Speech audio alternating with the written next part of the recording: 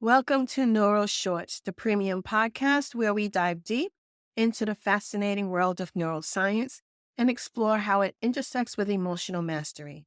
I'm your host, Denise Marie, and in each brief yet powerful episode, we'll uncover the science behind your emotions, providing you with the insights and tools to navigate your emotional landscape with intention and grace. So let's embark on this journey together as we unlock the mysteries of the brain and empower you to reshape your emotional experiences.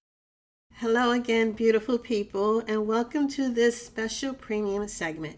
Today we're diving into the fascinating concept of neuroplasticity, particularly how we can harness it to change our brain's wiring when we're in the midst of intense emotional states. Neuroplasticity refers to the brain's remarkable ability to reorganize itself by forming new neural connections throughout life. Now, this means that every experience, thought, and emotion can potentially reshape our brain. While this is often discussed in the context of long-term change, it's equally powerful in the moment, especially during emotional states. In episode 2 of Grace, Gratitude, and Giggles podcast, we discussed the types of emotional states: depression, anger, grief, sadness. When we're in the grip of strong emotions, whether it's anxiety or even overwhelming joy, our brain is malleable.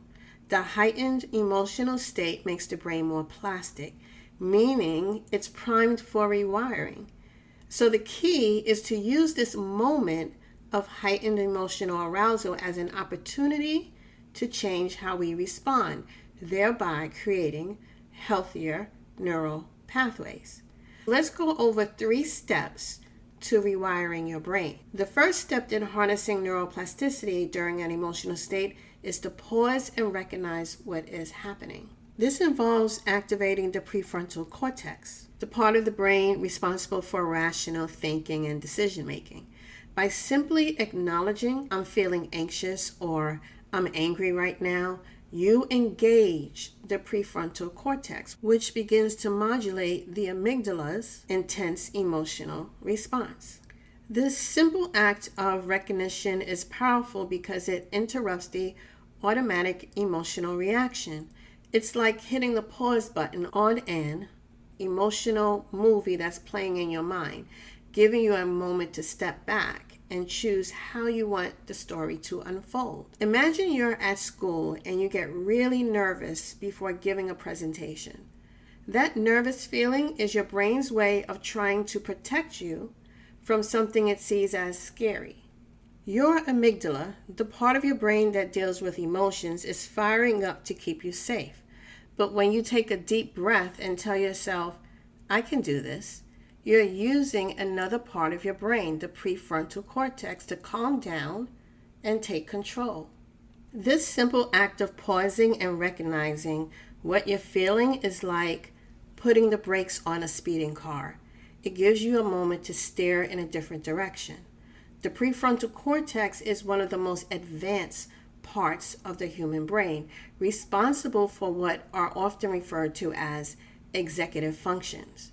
The prefrontal cortex governs the advanced cognitive processes that allow us to think critically, solve problems, plan, make decisions, and regulate our behavior, skills that are essential for mastering complex subjects and engaging in lifelong learning. Now for step 2. Once you've paused, the next step is to reframe the narrative in your mind.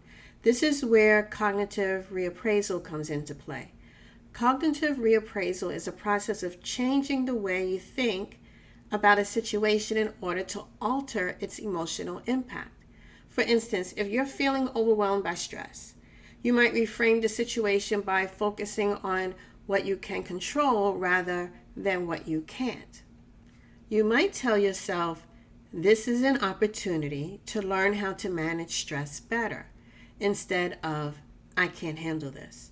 By doing so, you shift the neural activity from the emotional centers to the prefrontal cortex, reinforcing a more balanced response.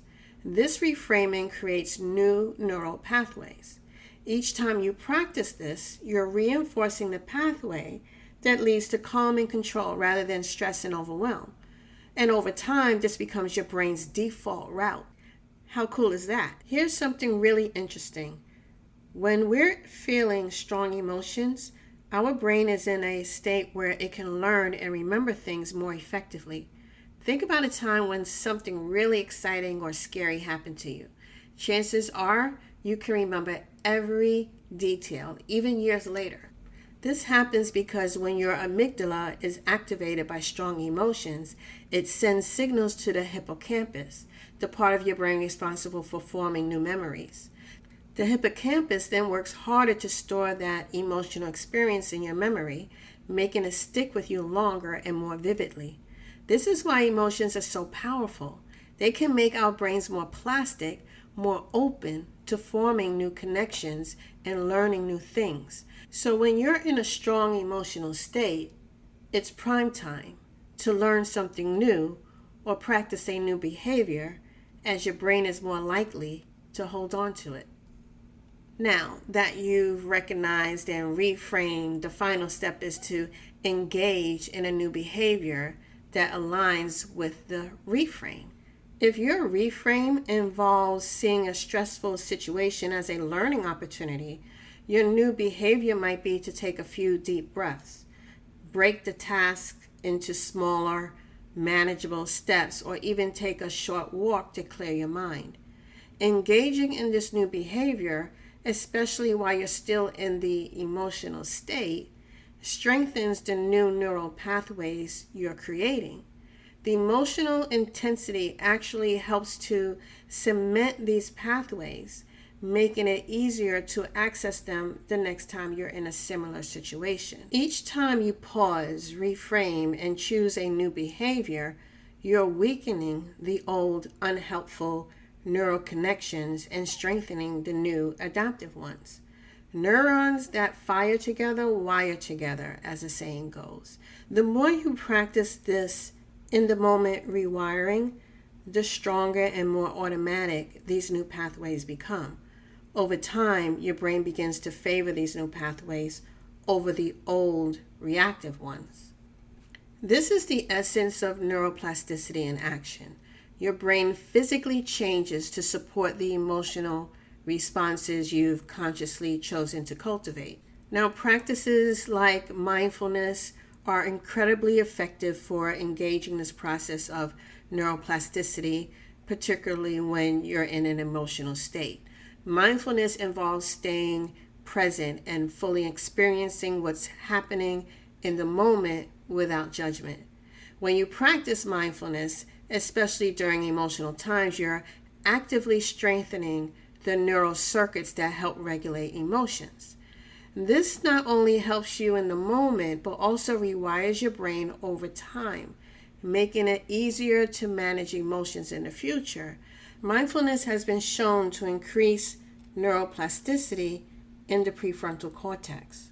By regularly practicing mindfulness, you're essentially training your brain to handle emotions more effectively, making it a powerful tool for emotional mastery. Now, let me share a little bit about how I navigate these moments in my life. I like to be prepared, and for me, preparation means creating new behaviors ahead of time. And this way, when an emotion like anxiety, stress, or sadness arises, I can head it off immediately with a pre-planned response. The way I do this is by creating what I call events, or a series of events. These are simple, intentional actions that I can take as soon as I become aware of the emotion. For instance, if I'm feeling sadness or anxiety, I stop what I'm doing and take 3 deep breaths. That might seem small, but for me, those 3 deep breaths are an event that takes me out of the space that I don't want to be in. And if I can, I'll follow that up with a walk. With 2 or more events, such as the deep breaths and a walk, it becomes a series of events. And if I add in making myself a green smoothie afterward, I've created a full sequence of events that support my well-being. This might sound simple, but it's incredibly powerful. By having these actions ready to go, I'm not just managing my emotions in the moment, I'm actively rewiring my brain to respond to these triggers in healthier, more adaptive ways. And each time I practice this, I'm reinforcing new neural pathways that lead to calm and balance instead of stress and overwhelm.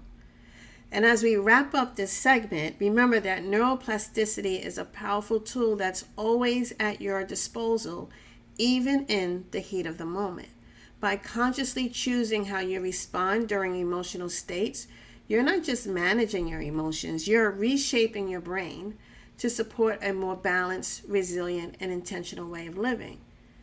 Until next time, my friends, continue to pause, reframe, and engage in ways that nurture your brain and your well being. Thank you for tuning into Neuro-Shorts. I hope today's exploration into the neuroscience of emotional mastery has provided you with valuable insights and practical tools for your journey. Remember, understanding your brain is the first step toward mastering your emotions and living a richer, more intentional life. If you'd like to stay connected and receive exclusive insights and updates, please join my email list at gracegratitudeandgiggles.com. Until our next deep dive, stay curious, stay empowered, and keep nurturing your emotional well-being.